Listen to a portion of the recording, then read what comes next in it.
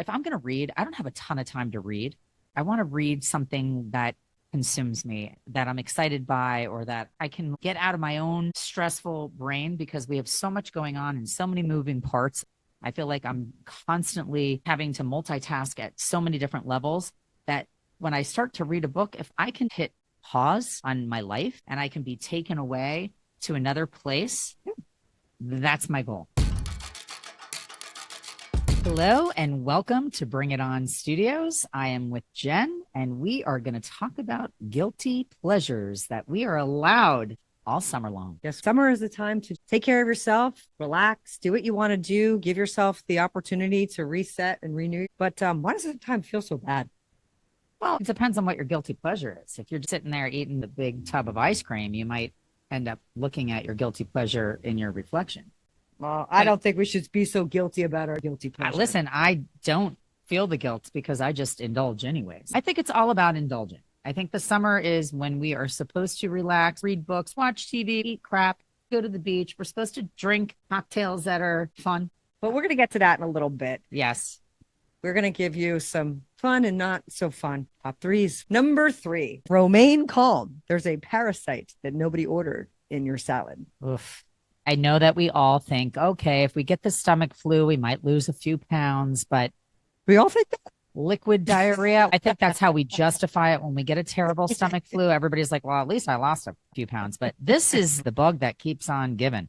It's very hard to get rid of, and it's in 30 states, and 7,000 people have had abdominal pains and issues. And the crazy thing is they don't exactly know where it's from yet. They suspect it's lettuces, and we know that lettuces take a lot of water to grow, and the water is being contaminated with sewage, and that's where this parasite comes from. It's called cyclopariasis. Yeah. I don't like the sound of it, and it's spread through contaminated food or water. From people's poopies. Oh, God. Gross. They said do not buy salad in bags. Stay away from raspberries. Eat things that you can peel. Wash your hands. Wash your lettuce leaves. Take off the surrounding top layer. Throw it away. Then get into the nitty gritty and really wash things.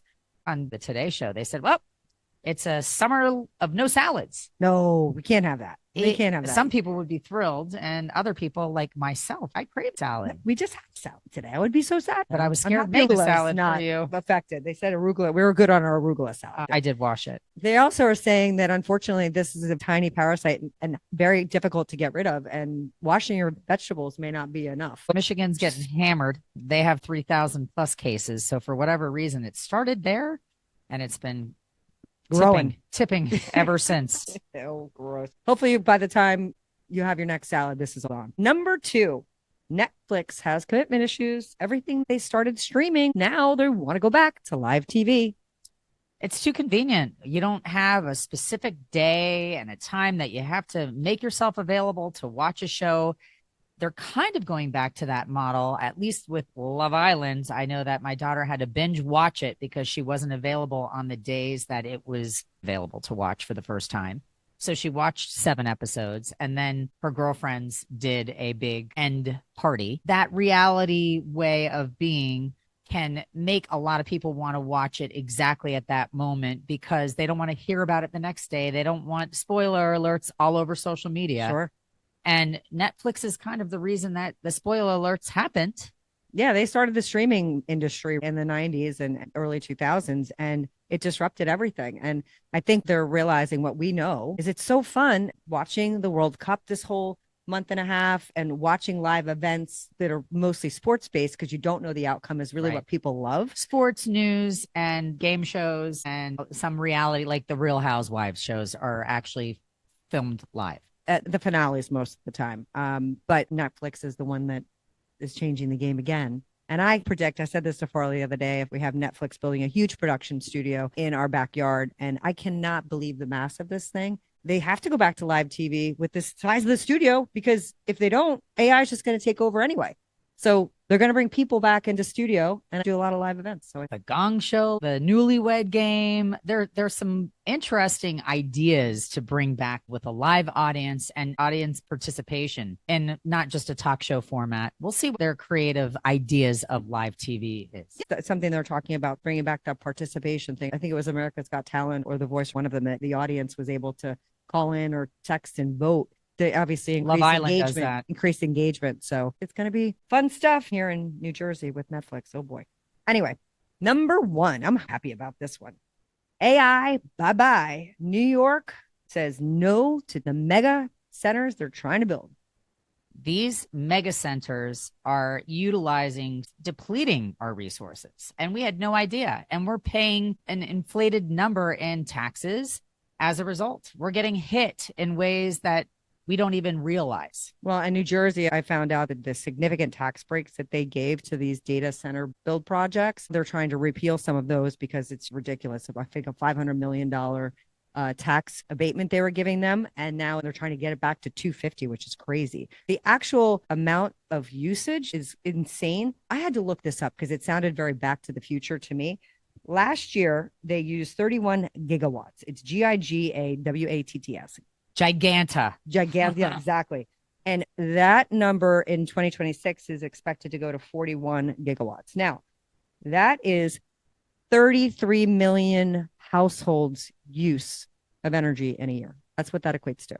So if that gives you any idea of the size and the scale of these data centers, and if they're increasing at this rate that they are, what is going to happen to the resources? There's only a finite amount of resources that we have to create energy. And that's what they need. For what? We're taking shortcuts, Chat GPT, Gemini, all these different ways of cutting corners and getting information quickly for greedy purposes, to not have to hire a staff, depleting our resources and paying a big number to be lazy slops, even though we all need to use AI and we can't be asleep at the wheel or we'll get run over. I think that you need to be aware of what's happening in your community and what your state is saying. I think it's great that New York State is leading the charge on taking these data centers back and creating a pause on the permitting. I looked at New Jersey. They're all over the state. And we already have a consumption problem in New Jersey. There's already too many people, let alone a fight for resources. And there aren't many people working in these facilities because they run themselves. Yes. You have to keep them incredibly cool. So they build it,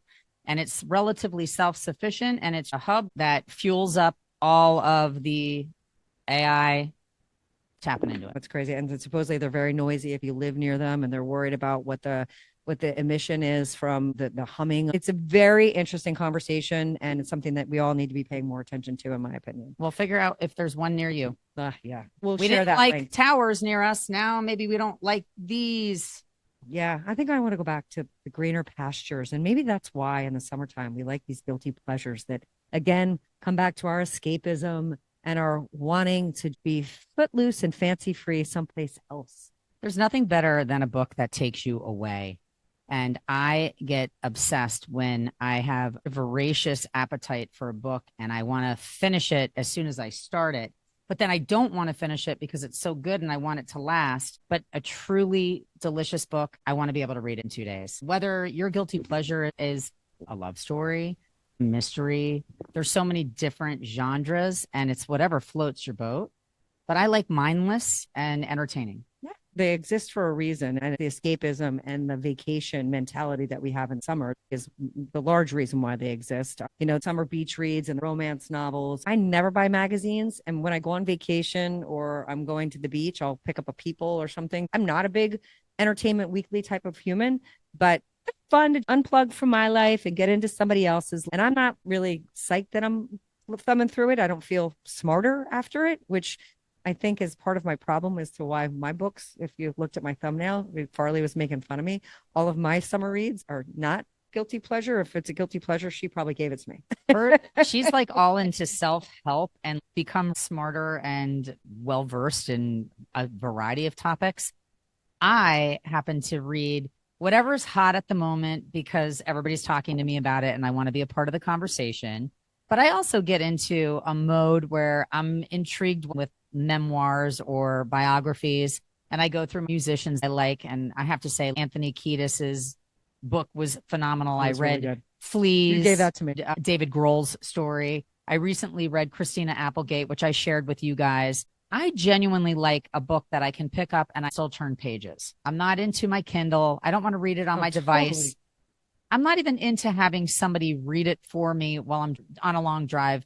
I'd rather listen to music. And now, because we are podcasters, I try to consume podcasts as well so I can see what people are doing well and what we could do better. The genre for me is kind of almost the flavor of the moment. When we were going to Italy a couple years back, we read One Italian Summer. Yep, that was a good book. And you can pick a book based on the destination that you're going. And it makes it more fun because the backdrop, like Hildebrand's Nantucket, if you're going there, you might pick up something like that you can consume and feel like you're in it while you're reading it, which is very fun. Yeah, I love the way books make you feel. And I completely agree with you. For those of you out there, Kindle people, I applaud that. I think it's a great use of not the printed word. I'm taking down trees. I understand it. And you don't have all these books because I have books all through my house. And it gets to a point where I'm like, what am I doing with all these books? I do like to buy books. I don't know why I don't just go to the library. I think I should be more of a library person. But having said that, turning the page is super important. And I like being able to put the book down and have the book sitting on my bedside, reminding me, oh, I need to pick that up. Although I can't read in bed. I can read in bed maybe 3 or 4 pages. Yeah. It's very hard. I prefer reading in a beach chair and on a plane. Yeah, me too. I can read really fast on a plane, depending on how long my might be your destination speed. is. Might be your velocity in the air. Really good books are here to stay. And you might get the nod about the hot book a couple years after it was hot, depending on the area you live in. And right now, I got curious about The Stranger because it was making a ripple effect. Everybody that I was talking to is, oh, did you read The Stranger? Did you read The Stranger? And anytime I asked somebody what it was about, they didn't know how to explain it. They're like, well, it's a memoir and it's about a chick that's getting divorced. But the amount of conversations that the title was falling into is where it really struck a chord. And I thought, you know what, I'm going to read this book. And I picked it up and I read it. And I understand now why it became such a thing, because it's relatable. It's relatable to women that are going through divorces, that have gotten divorced.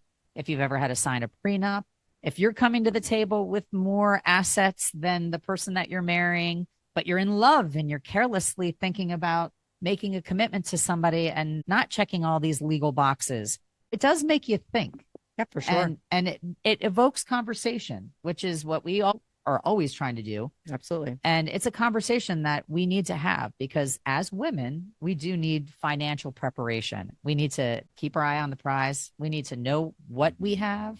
And for the women that have men taking care of the bills and running the household, it's a really important time in life, depending on the stage, midlife, whatever it is, to know what you've got. Yeah. And she gave me the book because, again, she is my guilty pleasure book giver. We agreed that we need to cover this at some point. We haven't really dove into finances and this kind of stuff because it is things that people are afraid to talk about. So we have somebody in mind. We need to see if she can come on the show. So stay tuned to see if this fabulous person, we're going to get her on in a couple of weeks. I feel like we're going to get her on. And I think that we're going to have an interesting announcement to make simultaneously. I think you have to be prepared before you think you need to be prepared because the rug gets pulled out from underneath you. And even with elderly parents and something happens to one of your family members from a medical standpoint and assets and money and long-term. Okay, we're getting away from our guilty pleasures. We're going to go back. I want to go back to the guilty pleasures, please. Okay. I could go down a rabbit hole because I lived it for several years. Okay. I know, but I want to go back to my guilty pleasures. Go back to Malibu Rising. Good. What is that one about? Malibu Rising is by Taylor Jenkins. I did not read it. It has been on the list for a long time, but the book that I loved that she wrote was The 7 Husbands of Evelyn Hugo. You just gave that to me. I did. And if you haven't read that book, it is something you can consume quickly, sitting on the beach. It's entertaining. It's about old Hollywood. It's about a star that we all know, or she's a combination of multiple megastars, what they go through and their private life, how it's scrutinized, and how back then men weren't allowed to be homosexuals. It was a lot of that, but I liked it. It kept me page by page. I wanted more. So that was a wonderful one. Big Little Lies and The Summer I Turned Pretty. Those two became series, which I see happening quite often. And Hildebrand just came out with the 5-Star Weekend. And that book was based in Nantucket. Another person that got a divorce. She invited her 5 best friends to come stay with her in her house. And it was 5 friends from each stage of her life. So her teenage friend, her college friend, her midlife friend, and the story unravels from there. But it's based in Nantucket, and that series is live right now that you can start watching. So some people might choose to watch these series before they read them, but I think that the read is better. Oh, I love reading the book before I see the interpretation from a director or Then you can producer. be kind of critical. Yeah, and I want to be able to envision it the way I envision it. That's the one part about reading books that transports you out of your own mind and you're able to picture things. Do you remember 50 Shades of Grey? That was a crazy phenomenon. People were like embarrassed to have that book. Yeah, that's where I saw it's back when people like actually cared and would cover their book with something else to hide what they were reading. Or they'd be in their car reading at pickup or on the sidelines covertly. I'm not a romance novel type person. It doesn't do anything for me, but a lot of people, it does. Yeah. And that's okay. Yeah, I feel like I liked them years ago. As you know, my read tends to lean in more of the self-help. And we were talking about SpaceX earlier. Do you want to borrow my Elon Musk book? It's really riveting. I just have you give me the clip notes. If somebody tells me to read, okay, The Tipping Point, The Outliers, I have read some books that obviously had a big ripple effect. Yeah. I told you have to read Malcolm Gladwell's follow-up to The Tipping Point, which is The Revenge of the Tipping Point. And I won't give it away because you can kind of allude it to the name of the title, but he basically contradicts everything he said because he's like, it really screwed everybody up and everything can be manipulated. And he talks about COVID. It's a really good follow-up if you're a Malcolm Gladwell guy. I'm intrigued. I'll give it to you. It's good. You know, Mel Robbins has Let It Be, or is that what it is? No, it's not Let It Be. That's the Beatles. Oh, let them. Let them. Let them. It's let them. To me, self-help, it's practical common sense. And a lot of people need to read something that's commonsensical before they can apply it to their life. I feel like I'm not that person. I'm not saying that I can't grow from that type of a book. I absolutely can, but it takes a lot to hold my interest. I get bored. What was that book that changed everybody's lives? 7 Habits. The 7 Habits of Highly Effective People. That was a big book. I feel like a lot of people were reading at the same time. If I'm going to read, I don't have a ton of time to read. I want to read something that consumes me, that I'm excited by, or that I can get out of my own stressful brain because we have so much going on and so many moving parts. I feel like I'm constantly having to multitask at so many different levels that when I start to read a book, if I can hit pause on my life and I can be taken away to another place, that's my goal. Yeah. I think it's a great goal. And if I'm reading a guilty pleasure book that you'll give me, I'm usually reading something else along with it. I feel like I have two sides of my brain. When I read a guilty pleasure book, I will end up finishing it in a day or two. I just got to figure out what the end of the story is. And I think that's why I lean toward other types of books, because I don't have a day or two to sit and spend. Like when I was at the beach, I finished the Strangers book in literally a day and a half. And my sister-in-law was like, "Oh my God, you read that so fast." I'm like, this is the way I read those kinds of books. Yeah. And it's why I don't necessarily buy or lean into those books, because on a daily, I'm not going to read for a half an hour like I do my other books. I can consume those other types of books that I've read, like Essentialism, probably makes fun of me, The Pursuit of Less, just trying to dial it back a little. I had to figure out what the definition of essentialism was. Yeah, The Pursuit of like Google the definition of the title. I'm not interested. Yeah, the other book I read, The Secret recent, and The Magic. Okay, she's referencing the book she couldn't remember before, yes, which is why you need to read On Fire, Easy Proven Ways to Build Good Habits of Remembering. Oh, I'm just kidding.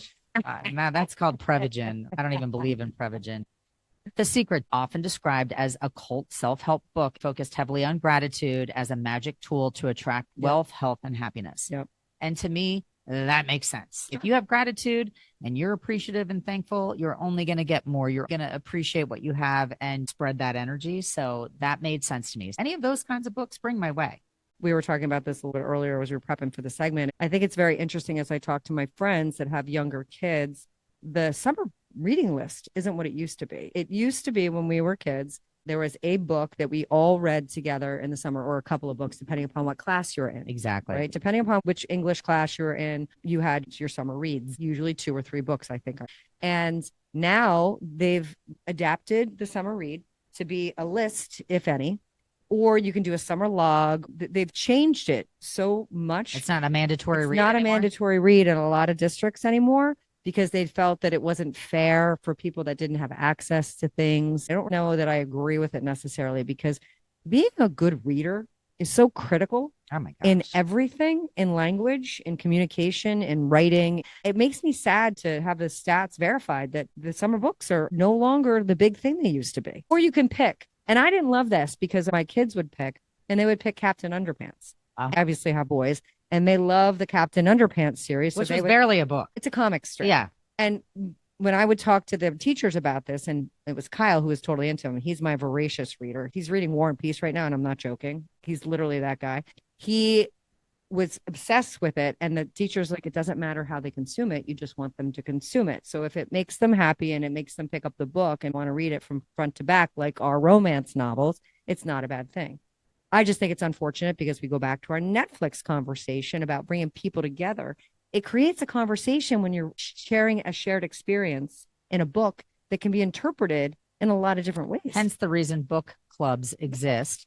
And if you can't be a part of a book club, there is a TikTok where you can tap into Book Talk, type it in your search window, and they discuss current books, whatever genre it is that you're interested in, what's hot, what's not. I will say that my girls started really, really reading 4 years ago where they were reading for enjoyment. And I was very happy about that. Mackenzie always has been a reader. Chase liked to read, but wasn't a voracious reader. She's the one that started it and would devour a book. And then her sisters would want to read it. And then Abby, who literally would not read at all, not for sport, only for work, has become a reader. I do like the fact that I see my kids with paperback or hardbound books in their beach bags or next to their bedside table, because for a while, reading books was a lost art. It's hard because they do take a lot of time. It's an old-mindedness to pick up a book and turn a page. It's a skill that many of the kids are not learning because they're on the iPad or some kind of electronic device, or they can listen to it. And here's the other reality. There are people that learn differently, that can absorb information better if they hear it versus see it. Right. Right. So I understand if you're consuming a story in any way, whether it's written word, a grandparent telling you a story, or listening to an audible book, that's all good, in my opinion. To me, it doesn't matter, but I agree with you. Nothing beats summer read on the beach, turning a page and not being able to put the book down. Well, I have a great idea. Everybody that's listening, think about the last book you read or enjoyed and give a gift of a book to somebody that you care about. I love to pass on a book to Jen because I think if I liked it, she'll like it. And I think tipping books is a great way to get a resurgence if you don't see a lot of people reading. So share your books. We buy them, and then we have stacks of books, and we were holding several of the covers that I have in my own household. Become a library of your own sort. Yeah. And share your reads with people and ask them if they've read it and say, hey, this was a great book. It made me think, or I like this. It was a guilty pleasure, and start sharing books. Yeah, it's a great gift. I actually gave a gift of a book yesterday to a friend's grad party, a book that I've given to you and your girl. It's called Holy Moments.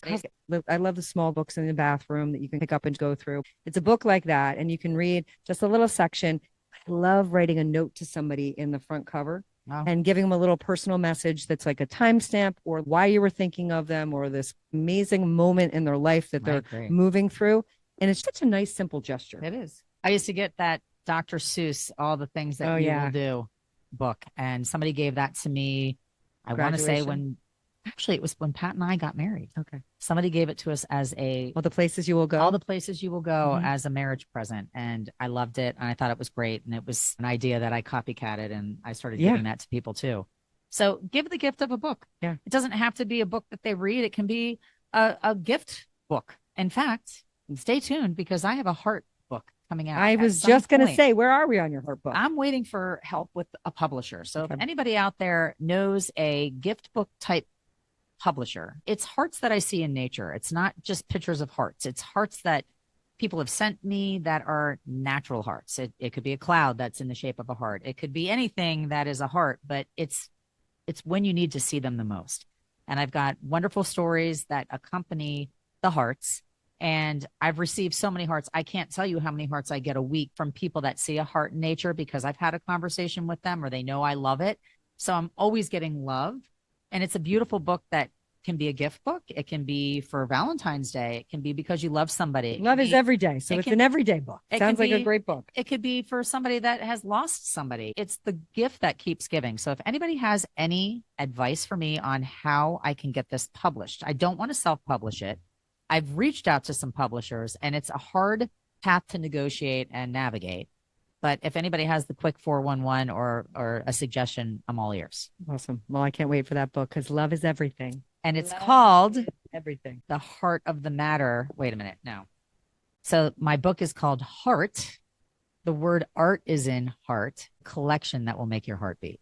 Oh, I love it. That's it. So stay tuned for that. Okay. We got lots of things going on over here. Yes, we do. Well,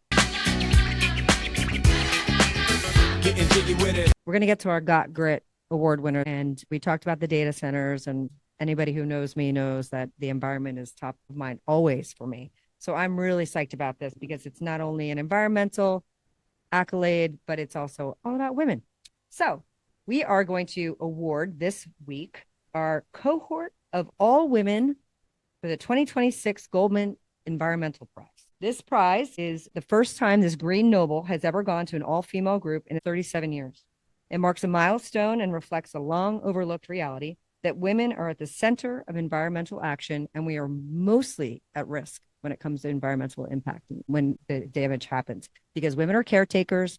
And when UNICEF started to peel back the onion on this, they showed that 2.5 times the number of girls leave school when there's climate crisis versus boys. So that alone says everything about the way that women are affected in climate crisis. Wow. So each of these award winners is going to receive $200,000. There are 6 of them. Sarah Finch, who led a landmark legal challenge against fossil fuels in the UK. Alana Akla, ACQ Hurley, who defended indigenous land rights and waterways from mining threats in Alaska.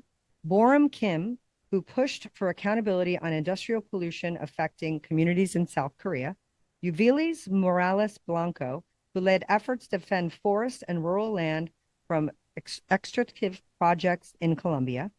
Fionia Roko Matab, who led efforts to hold mining operations accountable for environmental damage in Papua New Guinea. And Arono Tashini, who developed conservation and biodiversity protection programs in Nigeria. These women span the globe. The picture of them is beautiful, and they represent so many things that we need to be more aware of across the globe. And grassroots is what matters. People getting involved in local communities and seeing what their change can do and affect is everything. Yeah. Leave it to women to figure out how to band together. Yeah. And try to make a ripple, make a difference. Yeah. And it elevates where we stand, because we are very underrepresented when it comes to leadership in the world. So these grassroots initiatives are so important to get people to listen. And now they have more funds. And I'm sure that this $200,000 that they each got is going to help fuel more projects. I can't wait to see what these women do next. Amazing. All right. Congrats to them. And my song of the week, it's a song that I loved as a kid, and I know every single word to this song. It's one of those songs that you don't even know when you first heard it, but some songs stick and you know every single word. That's one of them. I'm going to read verse 2, not verse 1, because you probably would figure it out if I did. Ah, these times are so uncertain. There's a yearning undefined and people filled with rage. We all need a little tenderness. How can love survive in such a graceless age? Ah, the trust and self-assurance that lead to happiness, they're the very things we kill, I guess. Ah, pride and competition cannot fill these empty arms, and the work I put between us, you know it doesn't keep me warm. But I'm learning to live without you now, and I miss you, babe. The more I know, the less I understand, and the things I figured out, I have to learn again. Heart of the Matter, Don Henley. Oh, wow. Forgiveness. Yeah, it's a great song. That's a great song. I would think I know those lyrics, and maybe if I was singing it, I could have. I got the call to give today that I didn't want to hear, but I knew that it would come. An old true friend of ours was talking on the phone, said you found someone. We can all relate to it. Yeah, it's great. And having forgiveness takes a lot of fortitude as a human being, because it's easier to be angry and stay angry and not allow yourself to forgive. But it's a path to healing. You've all heard this song 1,000 times. And I actually gave it away a little bit ago when I was talking about my heart-shaped book. And I thought of all the bad luck and the struggles we went through and how I lost me and you lost you. What are these voices outside love's open door? Make us throw off our contentment and beg for something more. It's gorgeous. Don Henley, the Eagles, but he went on his own and he had a lot to say. Yeah, and this song affected me. And for whatever reason, I heard it once and I knew every word and I would sing it and I would play it over and over again. And it wasn't like I was in a bad place in my relationship. It was like a high school boyfriend, but it was relatable. The melody and the whole energy of that song is powerful. But it is so interesting when you read the words of these poets, you often aren't able to come up with the song because you're so tuned in to the musicality melody of it. Right. So I love the fact that we're doing this segment. It always makes me happy to be reminded of the words that matter. I think I was so affected when it was like, I'm learning to live without you now, because we've all had to learn how to live without somebody that was in our life, whether it was somebody that we loved, a friend that we've lost, whether it's a human that left this planet. And that's what really hit me. And I miss you sometimes. The more I know, the less I understand. And the things I thought I knew, I'm learning again. Heavy. So good. Amazing. So good. Well, you are so good for listening and staying with us. And we appreciate you every single time. And if you can continue to like us, help us share this message with people that need to read a book. Talk about what you've read. Give the gift of reading. Give a guilty pleasure. Yeah. Give a gift of your friendship. That's what it's about. Enjoy your summer and hit eject and relax. I can't wait to read my next book. Thanks, Bob. Peace out.